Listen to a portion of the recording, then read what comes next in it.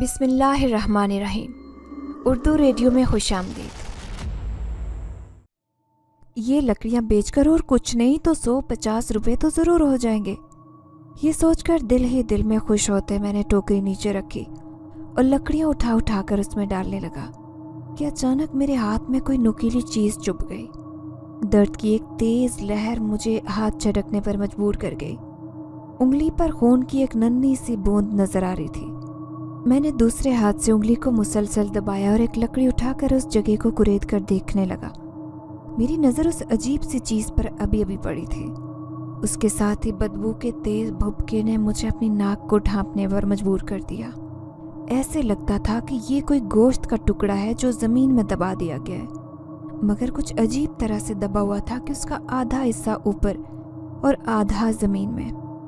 جانے اس میں کیا چیز تھی ایسی جو میری انگلی میں چبھی تھی؟ کہیں کوئی سانپ تو نہیں تھا؟ اسی تجسس نے مجھے اسے باہر نکالنے پر مجبور کر دیا۔ میں نے 2 لکڑیاں اٹھائی اور ان کی مدد سے اسے کھینچنے لگا۔ وہ ٹکڑا باہر آیا تو میں یہ دیکھ کر حیران رہ گیا کہ اس کے ساتھ ایک تعویذ تھا جس میں بہت ساری سوئیاں لگی ہوئی تھی۔ نہ جانے کس احساس کے تحت میں نے اس تعویذ میں سے سوئیاں نکالنی شروع کر دی۔ وہ کم و بیش 7 سوئیاں ہوں گی۔ انہیں نکالتے ہوئے ایک بار پھر میری انگلی زخمی ہو گئی، اس سے خون کے قطرے ٹپکے اور تعویذ پر لگ گئے۔ میں نے اس کی پرواہ کیے بغیر تعویذ کی تہیں کھول دی، لیکن آگے جو ہوا اس کے بارے میں نے تصور بھی نہیں کیا تھا۔ اچانک ہی وہ تعویذ سے دھواں نکلا جیسے وہ جل رہا ہو۔ میں نے ڈر کر اسے نیچے پھینکا، لیکن تعویذ کو آگ تو نہیں لگی تھی، البتہ اس کے سارے حروف دھواں بن کر غائب ہو رہے تھے۔ میں حیرت سے آنکھیں پھاڑے اس تعویذ کو دیکھ رہا تھا۔ سارے حروف کے غائب ہونے کے بعد اس پر جہاں جہاں میرا خون لگا تھا وہ سب تیزی سے اکٹھا ہو رہا تھا۔ پھر وہ خون سرخ لکیر کی صورت میں بہتا ہوا اس گوشت کے لوتھڑے تک پہنچا اور اس کے اندر داخل ہونے لگا۔ اس کے داخلے کے ساتھ ہی وہ لوتھڑا حرکت کرنے لگا اور تھوڑی دیر بعد میں یہ دیکھ کر دنگ رہ گیا۔ اس لوتھڑے میں سے کوئی چیز باہر نکل رہی تھی۔ وہ چیز رینگتی ہوئی میرے سامنے آ کھڑی ہوئی۔ اس رینگتی ہوئی چیز کو میں نے نیچے بیٹھ کر غور سے دیکھا تو مجھ پر انکشاف ہوا کہ وہ ایک بونا تھا، انگلی کے برابر چھوٹا سا انسان۔ میرا نام عبدالرؤف ہے، مگر سب مجھے روفی کے نام سے پکارتے ہیں۔ میں ایک عام سا غریب گھر کا بچہ ہوں۔ میری عمر 13 سال ہے۔ میرا باپ میری پیدائش سے پہلے ہی فوت ہو چکا تھا۔ اس کی موت کی وجہ اس کی بے پناہ شراب نوشی تھی۔ وہ خود بھی کما کر جو لاتا اسے شراب کی نظر کر دیتا۔ اندھا دھند نشہ کرنے کی وجہ سے اس کے جگر نے کام کرنا چھوڑ دیا تھا اور وہ کینسر کے مزی مرض میں مبتلا ہو کر دنیا سے ہی چلا گیا تھا۔ میری ماں کو تو اپنے شوہر کی زندگی میں بھی سکون کا کوئی لمحہ میسر نہیں آیا تھا، لیکن اس کی موت کے بعد اس کا رہا سہا سہارا بھی چھن گیا تھا۔ ابا کی موت سے 2 ماہ بعد میں نے دنیا میں آنکھیں کھولیں۔ مجھ سے 5 سال بڑا ایک بھائی بھی تھا جو ابا کے ہی مزاج اور نئے نقش چرا کر لایا تھا، اور اب عادات و اطوار بھی اسی کے اپنا رہا تھا۔ صرف 14 سال کی عمر میں بھی اس نے خود کو نشے میں ڈال دیا۔ وہ افیم اور چرس کا نشہ کرتا تھا اور بیچتا بھی تھا۔ پولیس والے اس پر چھوٹا ہونے کی وجہ سے کوئی شک نہیں کرتے تھے، اسی لیے وہ ناکور پولیس چوکیوں سے بھی آسانی سے گزر جایا کرتا۔ میں نے ہمیشہ اماں کو روتے کام کرتے دیکھا تھا۔ اسے ابا کا اشر یاد تھا۔ وہ نہیں چاہتی تھی کہ بھائی کا حال بھی ابا کے جیسا ہی ہو، اسی لیے وہ اسے روکنے کی کوشش کرتی رہتی، اور بھائی جب چھوٹا تھا تو اماں کو صرف گالیاں دیا کرتا۔ لیکن جب اس نے جوانی کی منزلوں میں قدم رکھا تو اماں کے روکنے پر ان پر ہاتھ بھی اٹھانے لگا۔ اس وقت بھی اماں بڑے پیار سے اسے سمجھانے کی کوشش کر رہی تھی۔ شریف بیٹا، یہ اچھی چیز نہیں ہے، یہ صرف قانون کی ہی نظر میں نہیں بلکہ اللہ کی نظر میں بھی گناہ ہے، اور کچھ نہیں خیال کرتے تو خود پر ہی ترس کھا لو۔ میں نہیں چاہتی کہ تمہارا حال بھی اپنے باپ کے جیسا ہو۔ مجھ پر رحم کرو بیٹا، رحم کرو مجھ پر۔ اماں سسکیاں لیتے ہاتھ جوڑ کر کھڑی ہو گئی۔ میرا دل درد سے پھٹنے لگا، مگر خدا جانے کس مٹی کا بنا ہوا تھا میرا بھائی کہ اس پر کوئی اثر ہی نہیں ہوا۔ اس نے بیزاری سے امی کے بہتے آنسو دیکھے اور پھر منہ پھیر کر تحقیر بھرے لہجے میں بولا، بس کر دو یہ ناٹک اماں، روز روز اس طرح ٹسوے بہانے سے دل نہیں بھرتا تمہارا؟ جب دیکھو یہ ناٹک لگائے رکھتی ہو، دفع ہو جاؤ اور مجھے سونے دو۔ میں چھوٹا تھا، زیادہ سمجھ نہیں تھی، مگر یہ الفاظ مجھے پتھر کی طرح لگے۔ تو اماں کا کیا حال ہوگا؟ وہ تڑپ کر بولی، नाटक? तुम्हें ये सब नाटक लग रहा है? शर्म नहीं आई तुम्हें ऐसा कहते हुए? शरीफ, मैं तुम्हारी माँ हूँ। तुम्हें इस तरह खुद को ख़त्म करते देखकर मैं चुप नहीं रह सकती, इसलिए बार बार तुम्हें समझाने की कोशिश करती हूँ कि शायद मेरी कोई बात तुम पर असर कर जाए, और तुम्हें लगता है कि मैं नाटक कर रही हूँ। अम्मा के रूहान से लहजे का भी भाई पर कोई असर नहीं हुआ। अम्मा ने बार बार इसरार किया तो भाई ने उठकर अम्मा को जोर से थप्पड़ मारा। भाई के भारी हाथ को अम्मा झेल नहीं पाई और लड़खड़ा कर गिर गई। मैंने दौड़कर अम्मा को उठाते हुए गुस्से से भाई को देखा। मुझे इस तरह आंखें निकालते पाकर भाई ने आंखें निकालकर कहा, ये आंखें फाड़ फाड़ कर मुझे क्या देख रहा है? तेरे को भी चाहिए मार का डोज? अम्मा दुख से भाई को देखते ही उठी और मुझे लेकर कमरे से बाहर आ गई। मैंने उन्हें सहारा देकर बाहर बिछी चारपाई पर बिठाया और खुद नीचे बैठते हुए उनके घुटनों पर हाथ रखकर कहा, अम्मा आप दिल छोटा ना करें, मैं हूं ना, मैं करूंगा आपके सारे ख्वाब पूरे। आपको इतना सुख, इतनी खुशियां दूंगा कि सारी तकलीफें भूल जाएंगी। अम्मा ने मेरी बात सुनी तो उनके चेहरे पर खुशी आ गई। उन्होंने मेरा सर पकड़कर चूमा और चेहरे पर फीकी सी मुस्कुराहट लाते हुए बोली, मेरे चांद, मुझे पूरा यकीन है तुम पर। अब एक तुम ही तो मेरी हर उम्मीद का आखिरी सहारा हो। तुम्हारा भाई तो अपने बाप की तरह ही निकट्ठू और खुदगर्ज निकला। उस वक्त भाई कमरे से निकला। उसने अम्मा की ये बात सुनी तो खूनखार नजरों से मुझे देखते हुए बोला, अच्छा तो अब अम्मा को चूना लगा रहा है तू? मेरे खिलाफ पट्टियां पढ़ाता है तू इसे? उसने गुस्से से मेरे बालों को जकड़ा और खींचकर मेरे मुंह पर जोरदार थप्पड़ दे मारा। अम्मा मुझे छुड़ाती रह गई, मगर भाई अब कद में नहीं ताकत में भी अम्मा से बढ़ चुका था। उसने चंद मिनटों में ही मुझे बुरी तरह से पीट कर रख दिया। मुझे बचाते हुए अम्मा को भी कई थप्पड़ और मुक्के पड़ चुके थे। मार मार कर जब वो थक गया तो उसने धक्का देकर मुझे एक तरफ गिरा दिया और गालियां देता हुआ बाहर निकल गया। मैं सिसकने लगा। अम्मा रोते हुए मेरे जख्मों पर टकोर करने लगी। चंद दिन बाद मेरी चोटें ज़रा मुदमिल हुई तो मैं बाहर मुख्तलिफ काम तलाश करने की कोशिश करने लगा। कस्बा या गांव कितना भी बड़ा क्यों ना हो, मगर यहाँ पर काम मिलना बहुत मुश्किल होता है, ख़ास तौर पर एक 13 साला बच्चे को। इसलिए कई दिन तक भटकते फिरने के बाद भी मैं कोई काम या मुलाजमत हासिल नहीं कर सका। उस दिन भी काम की तलाश में चल चल कर मायूस हो चुका था जब एक घर के सामने से गुजरते हुए एक औरत ने मुझे आवाज़ दी। मैं बेदिली से चलता उसके पास गया। जी क्या बात है? मेरे पूछने पर उसने गौर से मेरी तरफ देखते हुए कहा, तुम काम ढूंढ रहे थे ना? मैंने सौदा लेते हुए दुकान पर तुम्हें देखा था। मैंने इस बात में सर हिलाते हुए कहा, जी मैं काम की तलाश में हूँ, लेकिन कहीं भी बात बनती नज़र नहीं आ रही। उसने कहा, अगर मैं तुम्हें पैसे दूँ तो मेरा काम करोगे? मेरा तो चेहरा खिल उठा। बमुश्किल खुशी छुपाते हुए मैंने कहा, क्यों नहीं, ज़रूर करूँगा। उसने कहा, मुझे ईंधन के लिए लकड़ियों की ज़रूरत है। अगर तुम मुझे लकड़ियों की एक गठरी ला कर दोगे तो मैं तुम्हें उसका मुआवजा दूंगी। मैं थोड़ा सा हिचकिचाया। लकड़ियाँ इकट्ठी करना कुछ मुश्किल था, लेकिन खैर कुछ ना होने से तो ये बेहतर था।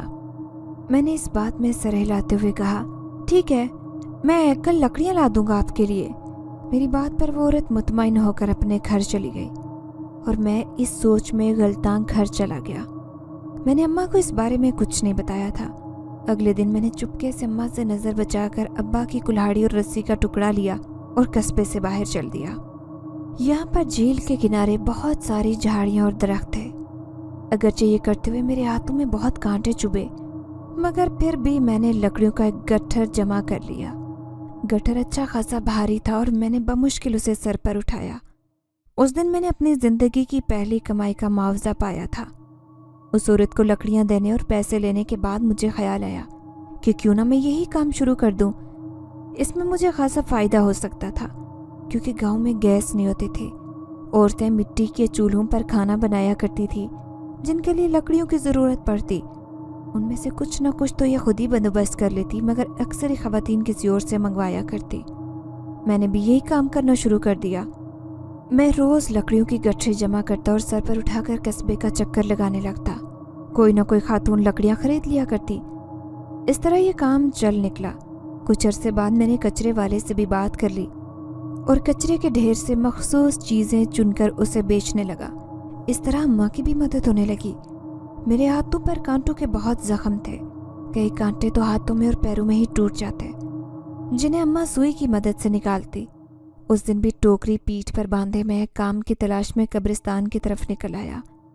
आसपास देखते हुए मैं यहाँ से गुजर रहा था कि यहाँ पर चंद अच्छी और मोटी लकड़ियों पर नजर पड़ गई। ये लकड़ियाँ बेचकर और कुछ तो नहीं, 150 तो जरूर ही मिल जाएंगे। ये सोचकर दिल ही दिल में खुश होते मैंने टोकरी नीचे रखी और लकड़ियाँ उठाकर उसमें डालने लगा। अचानक ही मेरे हाथ में कोई नुकीली चीज चुभ गई और दर्द की एक तेज लहर मुझे अपना हाथ झटकने पर मजबूर कर गई। उंगली पर खून की एक नन्ही सी बूंद नजर आ रही थी। मैंने दूसरे हाथ से उंगली को मुसलसल दबाया और एक लकड़ी उठाकर उस जगह को कुरेदने लगा। मेरी नजर उस अजीब सी चीज पर अभी अभी पड़ी थी। उसके साथ ही बदबू के तेज भुभके ने मुझे अपनी नाक ढांपने पर मजबूर कर दिया। ऐसे लगता था कि ये कोई गोश्त का टुकड़ा है जो जमीन में दबाया गया है, मगर कुछ अजीब तरह से दबा हुआ था कि उसका आधा हिस्सा ऊपर और आधा जमीन में छुपा हुआ था। जाने उसमें ऐसी क्या चीज थी जो मेरी उंगली में चुभी थी। कहीं कोई सांप तो नहीं था? इसी तजस्सुस ने मुझे उसे बाहर निकालने पर मजबूर कर दिया। मैंने 2 लकड़ियां उठाई और उनकी मदद से उसे खींचने लगा। वो टुकड़ा बाहर आया तो मैं देखकर हैरान रह गया कि उसके साथ एक तावीज़ था जिसमें बहुत सारी सुइयां लगी थी। न जाने किस एहसास के तहत मैंने उस तावीज़ में से सुइयां निकालनी शुरू कर दी। वो कमोबेश 7 सुइयां होंगी। उन्हें निकालते हुए एक बार फिर मेरी उंगली जख्मी हो गई। उससे खून के कतरे टपके और तावीज़ पर लग गए। मैंने उसकी परवाह किए बगैर तावीज़ की तहें खोल दी, लेकिन आगे जो हुआ उसके बारे में मैंने तसव्वुर भी नहीं किया था। अचानक तावीज़ से धुआं निकला, जैसे वो जल रहा हो। मैंने डर कर उसे नीचे फेंक दिया, लेकिन तावीज़ को आग तो नहीं लगी थी। अलबत्ता उसके सारे हरूफ धुआं बनकर गायब हो रहे थे। मैं हैरत से आंखें फाड़े उस तावीज़ को देख रहा था। सारे हरूफ गायब होने के बाद उस पर जहाँ जहाँ मेरा खून लगा था वो सब तेजी से इकट्ठा हो रहा था। फिर वो खून सुर्ख लकीर की सूरत में ज़मीन पर बहता उस गोश्त के लोथड़े तक पहुंचा। उसके अंदर दाखिल होने लगा। उसके दाखिले के साथ ही वो लोथड़ा हरकत करने लगा। थोड़ी देर बाद ये देखकर मैं दंग रह गया कि उस लोथड़े में से कोई चीज़ बाहर निकल रही थी। वो चीज़ रेंगती हुई मेरे सामने आकर खड़ी हो गई। उस रेंगती हुई चीज़ को मैंने नीचे बैठकर गौर से देखा तो मुझ पर इंकशाफ हुआ कि वो एक बोना था, उंगली के बराबर छोटा सा इंसान। मैं हक्का बक्का उसे हैरत से देख रहा था। पता नहीं क्यों मुझे उससे कोई डर खौफ महसूस नहीं हुआ, बल्कि एक अजीब सी दिलचस्पी महसूस हो रही थी। मुझे वो किसी खिलौने जैसा नजर आ रहा था। उसके कान किसी खरगोश की तरह ऊपर उठे थे और तो उसके चेहरे पर हल्की हल्की दाढ़ी भी नजर आ रही थी। मैंने नीचे बैठकर उसे गौर से देखा तो उसने अपनी छोटी छोटी जुगनू की तरह चमकती आंखों से मुझे देखा और सर झुकाकर बोला, मैं तुम्हारा शुक्रिया किस तरह से अदा करूं ए आदम के बेटे। तुमने मुझे रिहाई दिलाकर मेरी 7 नस्लों पर एहसान का बोझ धर दिया है। मैंने हैरानी से कहा, तुम कौन हो और मैंने तुम पर कौन सा एहसान किया? उसने चंद लम्हे तक आंखें पटपटाते हुए मुझे देखा और फिर अजीब सी आवाज में हंसते हुए बोला, आदम के बेटे, लगता है तुम अभी तक बहुत ही अनाड़ी और मासूम हो, वरना इंसान तो किसी के साथ एहसान करने के बाद ही 7वें आसमान पर पहुंच जाते हैं और फिर जिंदगी भर उस एहसान के बारे में जिताते रहते हैं। मैंने ताज्जुब से उसे देखकर पूछा, तुम ये तो बताओ कि तुम हो कौन और तुम्हारा कद इतना छोटा सा क्यों है और तुम किस चीज में कैद थे? अचानक उसके चेहरे पर अजीब से तासुरात जाहिर हुए, जैसे वो किसी के बारे में जानकर दहशत ज़दा हो गया हो। उसने जल्दी से कहा, मैं तुम्हें ये सब बाद में बताऊंगा, अभी खतरा है, चलता हूँ, तुम भी यहाँ से भागो। इसके साथ ही वह हवा के झोंके की तरह गायब हो गया। मैं हैरत से उसे देखता रह गया। अब मुझे थोड़ा सा डर भी महसूस हो रहा था। फिर मुझे उसकी बात याद आई, अभी खतरा है, तुम यहाँ से भाग जाओ। मैंने जल्दी से टोकरी उठाई और घर की तरफ भाग लिया। घर के करीब पहुंचा तो बुरी तरह से हाँफ रहा था। अम्मा ने आज मुझे जल्दी से आता देखा तो हैरान हो गई। उन्होंने पूछा, क्या बात है रूफी, आज जल्दी आ गए, तबीयत तो ठीक है ना बेटा? उन्होंने मेरी पेशानी पर हाथ रखते हुए फिक्रमंदी से पूछा तो मैंने कहा, जी अम्मा, मैं बिल्कुल ठीक हूँ। मेरी बात पर वो मुतमईन हो गई। हमारी आवाज़ें सुनकर भाई भी कमरे से बाहर निकला। उसने अम्मा का ये लाड प्यार देखा तो नागवारी से तेवर चढ़ाते हुए बोला, क्या हुआ इसे, हट्टा कट्टा तो है? फिर मुझे डपटते हुए बोला, चल बे, पैसे निकाल, आज धंधा नहीं हुआ मेरा। मैंने उससे कहा कि मेरे पास पैसे नहीं है, आज लकड़ियां नहीं बेची मैंने। वो सुनकर गुर्राते हुए बोला, झूठ बोल रहा है मेरे साथ। देख मैं कहता हूँ शराफत से पैसा दे दे वरना तेरी हड्डी पसली एक कर दूंगा। मैंने बेबसी से उसे देखते हुए कहा, भाई मैं झूठ नहीं बोल रहा, आज मैं लकड़ियाँ नहीं जमा कर सका ना बेच सका, इसलिए मेरे पास पैसे नहीं है। मगर भाई का नशा टूट रहा था। उसके सर पर उस वक्त सिर्फ अफीम के हसूल का भूत सवार था, इसलिए उसने झपटा मारकर मुझे पकड़ा और मेरी जेबों की तलाशी लेने लगा। मैं चुप खड़ा रहा। उसको मेरी जेब में कुछ नहीं मिला तो वो झिंझला उठा। उसने कस के एक जोरदार थप्पड़ मुझे मारा और कहने लगा, क्यों नहीं गए काम पर तुम आज? हाथ पैर हिलाते हुए मौत पड़ती है। अम्मा ने उठकर मुझे छुड़ाया तो वो गालियां बकता बाहर चला गया। अम्मा दोपहर की रोटी का बंदोबस्त करने लगी और मैं चारपाई पर बैठ गया। मुझे बार बार उस बौने का ख्याल आ रहा था, पता नहीं वो कौन था। अम्मा से मैंने ऐसे बहुत से किस्से सुने थे, क्या पता उन्हीं में से ये भी कोई हो। बाहर दस्तक की आवाज़ सुनाई दी तो मैं चौंक उठा। अम्मा आटा गूंद रही थी, इसीलिए मैंने उठकर दरवाज़ा खोला। वहाँ एक अजीबोगरीब हुलिये वाला फकीर अपनी गठरी के साथ मौजूद था। उसके सर और दाढ़ी के बाल बड़े हुए और बेतरतीब थे, आंखें लाल और वहशतनाक थी। मैं डरा तो सही मगर फिर हिम्मत करके बाहर निकल आया। हमारे पास तो अपना ही मुश्किल से गुजारा होता था, इसीलिए मैंने फकीर से कहा, फकीर बाबा इधर कुछ नहीं है, कहीं और जाओ। ये कहकर मैं अंदर जाने ही वाला था कि उसने आवाज़ दी, रूफी बाऊ मैं मांगने नहीं देने आया हूँ। मैंने उसे ताज्जुब से देखते हुए कहा, क्या देने आए हो? उसने अजीब से अंदाज में मुस्कुराते हुए कहा, रूफी भाऊ मैं तुम्हें सब कुछ दे सकता हूँ जिसका तुमने तस्वुर भी नहीं किया होगा। मैं तुम्हें इस दुनिया का सबसे दौलतमंद इंसान बना सकता हूँ, तुम अपनी हर ख्वाहिश पूरी कर सकोगे। लेकिन उसने पुरस्रार अंदाज में बात अधूरी छोड़ दी। मैंने बेचैनी से पूछा, लेकिन क्या? उसने कहा, तुम्हें मेरा एक काम करना होगा। मैंने पूरी इश्तियाक लहजे से पूछा, कौन सा काम करना होगा मुझे? उसने मायने खेज अंदाज में मुस्कुराते हुए कहा, बताता हूँ, करीब तो आओ पहले। मैं उस वक्त तक अपने घर की दहलीज पर खड़ा था। उसकी बात सुनने के लिए मुझे बाहर उसके करीब आना पड़ा। मैं दहलीज से बाहर कदम रख ही रहा था कि उसकी आंखों में एक अजीब सी चमक लहराई। मैं उसके करीब बैठकर बोला, हाँ बाबा जी अब बताओ। और उस बाबा जी ने जो किया मुझे उसकी बिल्कुल भी तवक्को नहीं थी। उसने मेरे करीब पहुंचते ही वहशियाना अंदाज में गुर्राते हुए मेरी गर्दन की तरफ हाथ बढ़ाया। मुझे पीछे हटने का मौका ही नहीं मिल सका, लेकिन जैसे ही उसने मेरी गर्दन को छुआ वो उछलकर पीछे गिरा।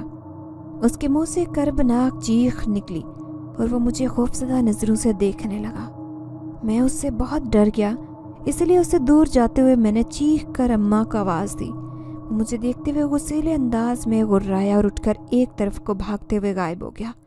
मेरी चीख सुनकर अम्मा आटे में लुथड़े हाथों के साथ दौड़ती हुई बाहर आई। मैं भागकर उससे लिपट गया। अम्मा ने मुझे लिपटाते हुए कहा, क्या हुआ रूफी, क्यों चीख रहे थे तुम? मैंने कांपते हुए कहा, अम्मा कोई फकीर था। मैं उसके करीब गया तो उसने मुझे पकड़ने की कोशिश की, फिर खुद ही गिर पड़ा। मैं चीखा तो वो भाग गया। अम्मा ने मुझे और मजबूती से पकड़ लिया और घर के अंदर ले गई। ये जगह इस कस्बे से काफ़ी दूर थी। यहाँ झील के किनारे दरख्त थे, उनके दरमियान बाकायदा ज़मीन का खित्ता खाली था, जैसे उसे बाकायदगी से साफ किया जाता रहा हो। यहाँ पर एक शिकस्ता सी मगर बड़ी इमारत बनी थी। उस इमारत पर अजीब सी वहशत और वीरानगी बरसती हुई नजर आती थी। नौसत ने हर तरफ डेरे डाल रखे थे। उस इमारत के बड़े से फाटक से अंदर झांको तो सामने एक लॉन नुमा मैदान था। शायद कभी किसी ने यहाँ फूल बूटों के बीज बोए होंगे, मगर उस वक्त वो बिल्कुल उजाड़ मैदान नजर आ रहा था। हर तरफ कांटेदार झाड़ियाँ और खुदरूप पौधे उगे हुए नजर आ रहे थे। लॉन में खिलने वाला इमारत का बैरूनी दरवाज़ा खासा बड़ा था। अंदर आते ही एक अजीब सा बरामदा नजर आता था। उसे पार करके आगे बढ़ो तो सामने कमरों की कतारें थी, जिनमें से अक्सर कमरे बंद थे, चंद एक ही खुले हुए थे। एक कमरा जो कि अच्छी तरह से रास्ता किया गया था, उसमें से ज़मीन पर चाक और सुराख के जरिए सुर्ख गोल निशान खींचा हुआ नजर आ रहा था। उस दायरे में एक सूखा सड़ा गंजा इंसान बेलिबास बैठा नजर आ रहा था। उसके सामने दायरे से बाहर एक मेंढे की शक्ल के जानवर का बुत पड़ा था, और उस वक्त वो शख्स दोनों हाथ बांधे उसके सामने सर झुकाए बैठा कोई मंत्र पढ़ रहा था। दरवाजे में आहट हुई। वही फकीर नुमा शख्स जो रूफी पर हमलावर हुआ था उस वक्त कांपता कांपता अंदर दाखिल हुआ। दायरे में बैठे शख्स ने उसकी आमद पर कोई तवज्जो नहीं दी और बदस्तूर अपना मंत्र पढ़ता रहा। काफ़ी देर गुजरने के बाद उसने मंत्र पढ़ना तर्क कर दिया। सर उठाया और उसने एक फकीर नुमा शख्स की तरफ देखा तो कांप कर रह गया। उसने फौरन फर्श पर सजदे के अंदाज में गिरते हुए कहा, सरदार मुझे माफ़ कर दो, मैं बच्चे को नहीं ला सका, वो बड़े सख्त इसार में है, मैं तोड़ नहीं सका इसलिए भाग आया। दायरे में बैठे गंजे शख्स ने दायरा मिटाया और बाहर निकलकर लिबास पहनने लगा। उसके बाद उसने मेंढे के बुत को बड़ी इज्जत और एहतराम से ऊपर बने शेल्फ पर रखा और वहीं पड़ा चाकू उठा लिया। उसके बाद वो दूसरे शख्स की तरफ मुतवज्जे हुआ जो अभी तक ज़मीन पर सर टिकाए गिड़गिड़ा रहा था। वो आहिस्ता से उसके पास बैठ गया। फिर उसने उसको उसके सर के बालू से जकड़कर ऊपर उठाया। वो पहले आधा खौफजदा होकर अधमरा हुआ था। गंजे के हाथ में चाकू देखकर तो उसकी आंखें फटी की फटी रह गई। वो घगिया कर कहने लगा, सरकार सरकार रहम करो, आपको खुदा का वास्ता रहम करो मुझ पर। गंजे के चेहरे पर उसकी बात सुनकर शदीद नागुवारी के तासुरात उभरे। उसने भारी आवाज में गुर्राते हुए कहा, फिर से नाम लिया तूने खुदा का नाम? भूल गया मैंने तुझे पहला सबक क्या पढ़ाया था? ना खुदा ना भगवान, तू सिर्फ शैतान का पुजारी है। सिर्फ शैतान का नाम ले, सिर्फ शैतान की कसम खा, लेकिन तू बार बार भूल जाता है, बार बार तेरी जुबान पर खुदा का नाम आ जाता है। उसकी कहर भरी आवाज ने उसे लर्जा दिया। वो हाथ जोड़कर माफी मांगने लगा। गंजे का पारा कुछ नीचे उतरा तो उसने उसके बाल छोड़ दिए और उसे सीधा होकर बैठने का हुक्म दिया। लंबे बालों वाला लरसते कांपते बमुश्किल दो जानू होकर बैठा। गंजे ने उससे पूछा, क्या उस बच्चे पर तेरा जोर नहीं चला? लंबे बालों वाले ने नफी में सर हिलाते हुए कहा, नहीं सरकार, कम बखत ने कोई तावीज़ पहना हुआ था। मैंने जो ही उसकी गर्दन पकड़ी तो इतना जोर का झटका लगा कि मेरी आवाज़ गुम हो गई। मैं उस घर में भी दाखिल नहीं हो सका, कोई अनदेखी ताकत उसकी हिफाजत कर रही है। गंजे ने बेचैनी से टहलते हुए कहा, मेरा एक चिल्ला ज़ाया हो चुका है, अब उस बच्चे की खोपड़ी और खून मेरे लिए बहुत ज़रूरी है, वरना मेरा अमल नाकाम हो जाएगा। लंबे बालों वाले ने हिचकिचाते हुए कहा, सरकार इस बार तो मैं अनजान था इसलिए नाकाम हो गया, अगली बार उसे ले कर ही आऊँगा। गंजे ने गुस्से से उसे देखकर कहा, तुम दूसरी बार भी नाकामी पर उतरा हुआ मुंह लेकर ही आओगे? रहने दो, अब ये काम मेरे गुलाम करेंगे, जाओ दफा हो जाओ यहाँ से। लंबे बालों वाला सर झुकाए चला गया। उसके जाते ही दरवाज़ा खुद ब खुद बंद हो गया। गंजा आंखें बंद करके कोई मंत्र पढ़ने लगा और उसके सामने धुआं धुआं सा वजूद नजर आने लगा। उसने उस साए नुमा वजूद से कहा, जाओ जाकर उस लड़के को लाओ, तुम्हारे पास सिर्फ एक दिन है, जाओ। साए जैसा वो वजूद गायब हो गया। मैं गहरी नींद सो चुका था। दिन भर अजीबोगरीब सोचें परेशान करती रहती थी। मैंने अम्मा को उस बोने के बारे में कुछ नहीं बताया, वो नाहक परेशान होती, लेकिन फ़कीर का इस तरह से मुझ पर झपटना मुझे बुरी तरह से डरा गया। इसलिए मैं सारा दिन घर में ही रहा। रात के खाने के बाद मैं और अम्मा अपने कमरे में सोने के लिए आ गए। भाई दूसरे कमरे में अलग सोता था। अलबत्ता मेरी और अम्मा की चारपाइयाँ एक ही कमरे में होती। मुझे डर के बावजूद भी जल्दी नींद आ गई। अचानक मुझे ऐसे महसूस होने लगा जैसे कोई मेरे बाजू पर गुदगुदी कर रहा है। मैंने घबरा कर आंखें खोली। लालटेन की मध्यम रोशनी में मैंने उसी बूने को देखा जो बड़े मज़े से मेरे बाजू पर चढ़कर बैठा था। मैंने बौखलाकर बाजू झटका तो वो दूर जा गिरा, मगर ज़मीन पर गिरने की बजाय वो हवा में ही मुअल्लिक हो गया। मैं अक्का बक्का उसे देखता रह गया। मैं उठकर बैठा तो वो फुर्ती से मेरे करीब आकर बैठ गया। मैंने घबराते हुए पूछा, तुम कौन हो और इतने अजीब क्यों हो? वो हंस कर बोला, बड़ी मासूम होते हो तुम आदम के बेटे।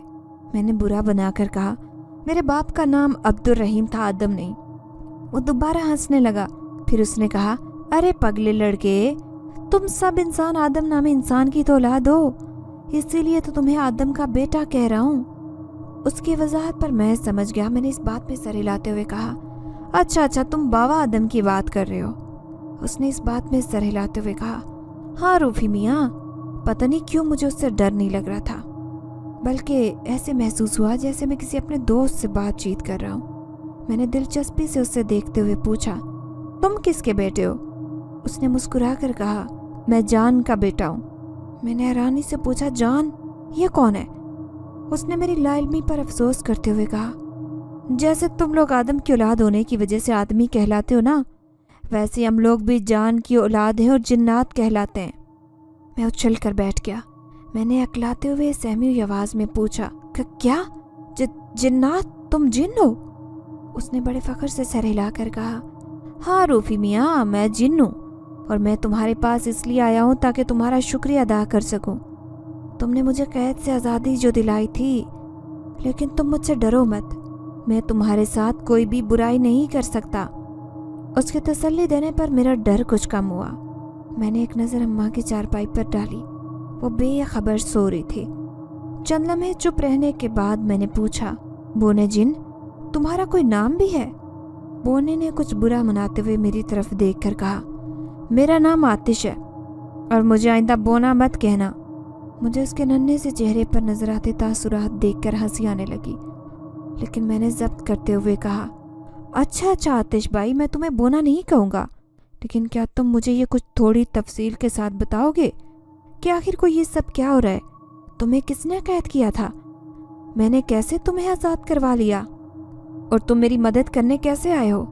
मेरी बात सुनकर वो मुझे बताने लगा, आदम के बेटे, मेरा नाम तो जान ही चुके हो। मैं जिन्नात के एक ख़ास कबीले से ताल्लुक़ रखता हूँ। हमारे कबीले की खासियत ये है कि हम इंसानों के दरमियान मौजूद ऐसे लोग जो शैतानी ताकतों के ज़रिए फितना फसाद फैलाते हैं, उनको रोकते और उनके खिलाफ काम करते हैं। इस फहरिस्त में इंसान ही नहीं, हमारी नस्ल के जिन्नात भी शामिल है। उनका काम महज बुरे काम करना और करवाना होता है। मैं भी एक ऐसे ही शख्स को रोकने के लिए मुकर्रर किया गया हूँ। वो चंद लम्हे के लिए खामोश हुआ तो मैंने बेचैनी से पहलू बदलते हुए कहा, आगे बताओ ना, वो शख्स कौन था? क्या उसी ने तुम्हें कैद कर लिया था? आतिश ने इस बात में सर हिलाते हुए कहा, हाँ रूफी, उसी ने मुझे कैद कर लिया था और मैं इसलिए उससे लड़ते हुए हारा था क्योंकि मैंने उसे काम सा मंतर टूना करने वाला समझ लिया था। दर हकीकत वो अच्छा खासा ताकतवर हो चुका है और उसी की वजह यह है कि वो शैतान का पुजारी है। मैंने हैरत से पूछा, शैतान का पुजारी? लेकिन मैंने तो सुना है कि जादू मंतर और टोने वाले या तो मुसलमान शामिल होते हैं या फिर हिंदू। फिर वो क्या है? आतिश फिर से अजीब आवाज़ में हंसने लगा। उसने कहा, रूफी, जो भी शख्स जादू और मंतर करता है ना, वो ना तो हिंदू रहता है ना मुसलमान। उसका मज़हब सिर्फ बदी और फितना फैलाना होता है। बस वो कभी राम के नाम का सहारा लेते हैं और कभी रहीम की ढाल के पीछे छुप जाते हैं। इस दुनिया को चलाने वाली एक ही हस्ती है, फिर चाहे किसी भी नाम से पुकारो, वो सबकी सुनता है, सबसे प्यार करता है। भला ऐसी ताकत से इन जादूगरों को क्या लगाव हो सकता है जो सिर्फ नफरत फैलाते हैं? उस शख्स जिसका नाम सरकार है, वो भी ऐसा ही है, ना हिंदू ना मुसलमान, वो सिर्फ शैतान की पूजा करता है। ऐसा हर गंदे से गंदा और बुरे से बुरा काम वो कर सकता है जिससे शैतान खुश हो, और जब शैतान खुश होता है वो उसे ताकतवर बना देता है। मैंने पूछा, अगर वो इतना ताकतवर है तो तुम उसके खिलाफ कैसे लड़ सकोगे? आतिश ने कहा, अभी उसने वो बेपनाह ताकत हासिल नहीं की कि वो नाकाबिले तस्खीर हो सके। हाँ, अगर उसका चिल्ला पूरा हो सकता और वो मुझे कैद कर लेता तो बहुत ताकत हासिल कर लेता, मगर तुम्हारी मेहरबानी की वजह से मैं आज़ाद हो गया। उसने वो तावीज़ को मुर्दार गोश्त के साथ बांधकर इसीलिए दबाया था, मगर जब तुमने निकाला और तुम्हारे खून ने उस तावीज़ को छुआ तो वो नाकाम हो गया। मुझे ये सब कुछ सुनते हुए बड़ा अजीब लग रहा था। ऐसे वाक़यात मेरी ज़िंदगी में पहली बार हो रहे थे, इसलिए मैं हैरान तो हो रहा था। खैर, मैंने आतिश से पूछा, अब क्या होगा? उसने कहा, रूफी, मेरी बात गौर से सुनाओ। वो जादूगर अब तुम्हारा दुश्मन बन गया है। वो तुम्हें या तुम्हारे घर वालों को नुकसान पहुंचाने की ज़रूर कोशिश करेगा। उसने इसके लिए अपना ख़ास चेला भी भेजा था तुम्हें उठाने के लिए। उसकी बात सुनकर मुझे सुबह वाला फ़कीर याद आ गया। मैंने जल्दी से उसकी बात काटते हुए पूछा, वो जो सुबह फ़कीर बनकर एक शख्स आया था, वो वही था? आतिश ने इस बात में सर हिलाते हुए कहा, हाँ, वो उसका ख़ास चेला था, लेकिन तुम परेशान मत हो, वो इस घर में दाखिल नहीं हो सकता, और जब तक तुम्हारे गले में ये तावीज़ है वो तुम्हें नुकसान नहीं पहुंचा सकेगा। बस उस तावीज़ को मत उतारना। मैंने उसकी बात पर सर हिला दिया। اس نے کہا کہ اب تم سو جاؤ، میں تمہاری حفاظت کے لیے یہاں موجود ہوں۔ جب تم نے مجھے آزاد کیا تھا اس وقت میں روحانی طور پر شدید کمزور ہو چکا تھا، لیکن اللہ کا شکر ہے کہ اب میری طاقت بحال ہو چکی ہے اور میں شیطان کے پجاری سے تمہاری حفاظت کر سکتا ہوں۔ میں نے اس کی بات پر اطمینان محسوس کیا اور لیٹ گیا۔ تھوڑی دیر بعد مجھے نیند نے آ لیا۔ اس عمارت میں اسی مخصوص کمرے میں موجود گنجا جادوگر اس وقت سخت غصے کے عالم میں ٹہل رہا تھا۔ اس کا چیلا بھی ایک طرف سہما ہوا کھڑا تھا۔ ٹہلتے ٹہلتے گنجا جادوگر رک کر کسی غیر مرئی نقطے کی طرف دیکھ کر بولا، آخر تم پتہ کیوں نہیں لگا پائے کہ اس کی حفاظت کون کر رہا ہے؟ تمہاری ساری طاقت کہاں گئی؟ اس کے سامنے موجود نہ نظر آنے والے موکل کچھ کہہ رہے تھے اور وہ تشویش سے سن رہا تھا۔ چند لمحے بعد اس نے اپنے چیلے کو قریب بلایا اور کچھ ہدایات دینے لگا۔ چیلا تیزی سے باہر نکل گیا۔ میں نے اگلا دن بھی گھر کے اندر گزار دیا۔ اماں سے میں مزید نہیں چھپا سکتا تھا، اسی لیے میں نے کل سے اب تک کی ساری کہانی اس کے گوشے گزار کر دی۔ وہ یہ سب سن کر پہلے تو میری باتوں کو محض ایک گڑھی ہوئی کہانی ماننے سے انکاری تھی، مگر آتش نے جب انہیں اپنی جھلک دکھائی تو انہیں مانتی بنی۔ اس کے ساتھ ہی وہ بری طرح سے خوفزدہ بھی ہو گئی، مگر میں نے انہیں تسلی دی تو کسی حد تک ان کا ڈر کچھ کم ہو گیا۔ آتش دن بھر نہ جانے کہاں غائب رہا تھا۔ رات ہونے لگی تو میں نے اسے اپنے سامنے بیٹھا پایا۔ میں نے کچھ خفگی سے پوچھا، سارا دن کہاں تھے؟ اچھی حفاظت کر رہے ہو میری؟ اس نے کہا، پتہ کرنے گیا تھا کہ سرکار کے ارادے کیا ہے، اور جو مجھے پتہ چلا ہے اس کے مطابق وہ مجھ پر اور تم پر کوئی بڑا ہی خوفناک حملہ کرنے کا منصوبہ بنا رہا ہے۔ میں نے دلچسپی سے پوچھا، کیسا منصوبہ بنا رہا ہے وہ؟ اس نے بتایا، آج چاند کے مہینے کے آخری دن کی سب سے تاریک رات ہے اور شیطانی کام کرنے کے لیے ایسی راتیں بہت موزوں ہوتی ہیں، اس لیے آج وہ اپنے مقصد کے لیے سب سے گھنونا کام کرنے جا رہا ہے۔ اگر وہ اپنے مقصد میں کامیاب ہو گیا تو صرف ہم ہی نہیں، بہت سے دوسرے بے گناہ بھی اس کی زد میں آ جائیں گے، اس لیے ہمیں یہ روکنا ہوگا روفی۔ اس کی باتیں سنتے ہوئے میرے دل میں عجیب سا احساس کروٹیں بدلنے لگا۔ مجھے ایسا محسوس ہونے لگا جیسے اس ایک ہی رات میں میں نے اپنی زندگی کے کئی برس طے کر لیے ہیں۔ میں نے اس سے پوچھا، مجھے کیا کرنا ہوگا آتش؟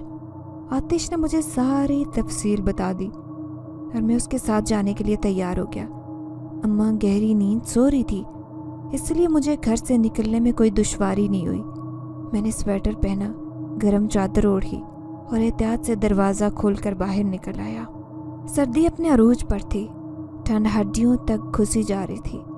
آتش مجھے نظر نہیں آ رہا تھا، لیکن میں جانتا تھا کہ وہ میرے ساتھ ساتھی ہے۔ میرا رخ قبرستان کی طرف تھا جہاں پر اس وقت وہ شیطان کا پجاری موجود تھا۔ قبرستان اتنا بھی دور نہیں تھا۔ تیز تیز چلنے کی وجہ سے میں جلد ہی وہاں پہنچ گیا۔ آج ہر طرف بے حد گہرا اندھیرا چھایا تھا۔ یہ قمری مہینوں کی آخری تاریخوں میں سے ایک تھی، اسی لیے چاند کا کہیں نام و نشان بھی نہیں تھا۔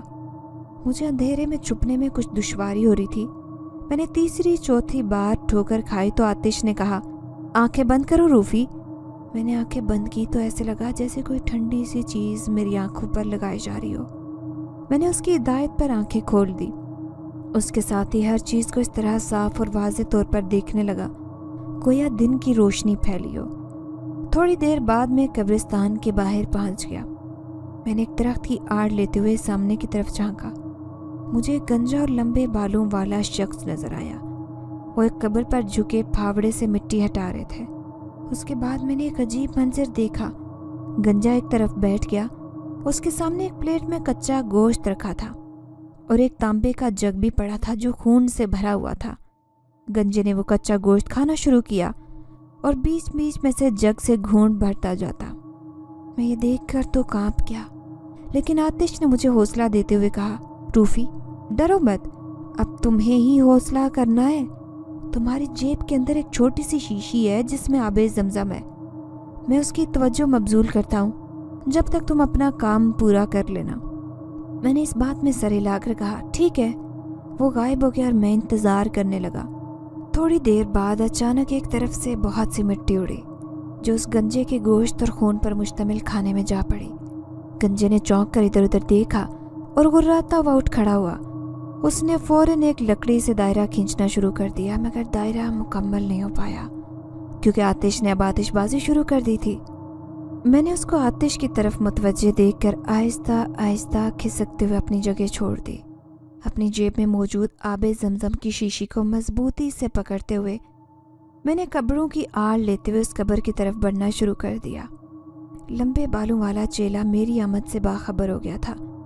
اس نے منہ ہی منہ میں کوئی منتر بڑبڑا کر میری طرف پھونک دیا تو میں اپنے سارے جسم میں شدید درد محسوس کرنے لگا۔ اس کے باوجود میں نے رینگتے ہوئے باقی فاصلہ طے کر لیا، مگر اب وہ گنجا جادوگر بھی خبردار ہو چکا تھا۔ اس نے کوئی عجیب سے الفاظ ادا کرتے ہوئے میری طرف انگلی جھٹکی تو اچانک ہی پاس والی قبر پھٹی اور اس میں سے ایک ڈھانچہ نکل کر میرے پاس آ گیا۔ اس نے اپنا جبڑا پوری طرح سے کھولا اور پھر اپنے دانت میری گردن کی طرف بڑھانے لگا۔ میں تو اب خوف اور دہشت کے مارے بالکل سن رہ گیا تھا، لیکن پھر مجھے آتش کی آواز سنائی دی، روفی یہی وقت ہے، حوصلہ کرو حوصلہ۔ میں نے اپنی پوری طاقت بروئے کار لاتے ہوئے ایک ہاتھ سے اس ڈھانچے کا منہ خود سے دور کرنے کی کوشش کرتے ہوئے اپنے دوسرے ہاتھ کو حتی الامکان کھلی ہوئی قبر کے اندر اس کے نزدیک لے جا کر ہاتھ میں پکڑی اس شیشی کو میں نے اس میں انڈھیل دیا تھا۔ اب تو جیسے جیسے وہ شیشی میں سے آب زمزم کے قطرے ایک ایک کر کے نیچے گر رہے تھے، بالکل ویسے ویسے ڈھانچے کی گرفت میری گردن پر کمزور پڑتی جا رہی تھی، یہاں تک کہ وہ آب زمزم کی شیشی اب مکمل طور پر خالی ہو چکی تھی۔ اس کے ساتھ ہی وہ ڈھانچہ بھی وہاں سے غائب ہو گیا تھا۔ اب اس کھلی ہوئی قبر سے دھواں سا نکلنے لگا اور وہ دھواں تیزی سے اس گنجے اور اس کے چیلے کے ارد گرد گھومنے لگا۔ پھر اس دھوئیں نے آگ کی شکل اختیار کر لی تھی اور اس نے ان دونوں کو اپنی لپیٹ میں لے لیا تھا۔ ان دونوں کے چہرے اب خوف اور دہشت سے بگڑتے جا رہے تھے۔ چند لمحے بعد ان کی صرف وہاں پر راکھ اور جلی ہوئی ہڈیاں ہی نظر آ رہی تھی۔ میری تو آنکھوں تلے اب اندھیرا چھانے لگا تھا۔ اب تک نہ جانے کس طرح سے میں نے خود کو قابو میں رکھا ہوا تھا۔ مجھے جب ہوش آیا تو میں نے خود کو اپنے ہی گھر میں اپنے بستر پر موجود پایا۔ مجھے وہاں پر اصل میں آتش لے کر آیا تھا۔ ہمارا گھر اسی لیے محفوظ تھا کہ اماں جان روزانہ آیت الکرسی کا ورد کر کے اس گھر کے گرد حفاظتی حصار باندھ دیا کرتے تھے، اسی لیے کوئی بہت بری اور شیطانی شے یہاں پر نہیں آ سکتی تھی۔ پھر اس دن کے بعد سے ہی میرا بڑا بھائی بھی حیرت انگیز طور پر بالکل سدھر گیا تھا۔ آتش نے نہ جانے کیا کیا کیا تھا، مگر اس وقت تو میں اور اماں بہت زیادہ خوشگوار حیرت میں مبتلا ہو گئے جب میرے بڑے بھائی نے آ کر اماں کے پیروں پر اپنے دونوں ہاتھ رکھتے ہوئے ان سے معافی طلب کی تھی۔ اماں کا دل تو بڑا ہی دیالو تھا، انہوں نے تو فوراً ہی میرے بھائی کو معاف کر دیا تھا۔ اس کے بعد میں نے شکر گزاری کے طور پر آتش کو دیکھا۔ آتش نے بھی شکر گزاری کا اظہار کرتے ہوئے مجھے اپنی طرف سے ایک تھیلی تحفے میں دی تھی جس میں سونے کے کچھ ٹکڑے رکھے ہوئے تھے۔ اس کے بعد آتش نے مجھے الوداع کہا اور وہ وہاں سے ہمیشہ ہمیشہ کے لیے چلا گیا تھا۔ اس جن زادے آتش کے وہاں سے واپس جانے کے بعد ہم نے اس کے دیے ہوئے تحفے کے طور پر سونے سے کاروبار شروع کر دیا تھا، اور اس کے بعد میں نے اپنی پڑھائی کو بھی دوبارہ سے شروع کر دیا تھا، اور اب ہم دونوں بھائی اپنی اپنی زندگی میں بہت زیادہ خوش ہیں۔ آج اس واقعے کو اتنے زیادہ سال گزر چکے ہیں، مگر ابھی بھی کبھی کبھی مجھے اکثر آتش جن زادے کی بہت زیادہ یاد آتی ہے، اور میں اسی جگہ پر جا کر اس جن زادے کو ڈھونڈنے کی کوشش کرتا ہوں جہاں پر وہ مجھے پہلی بار ملا تھا۔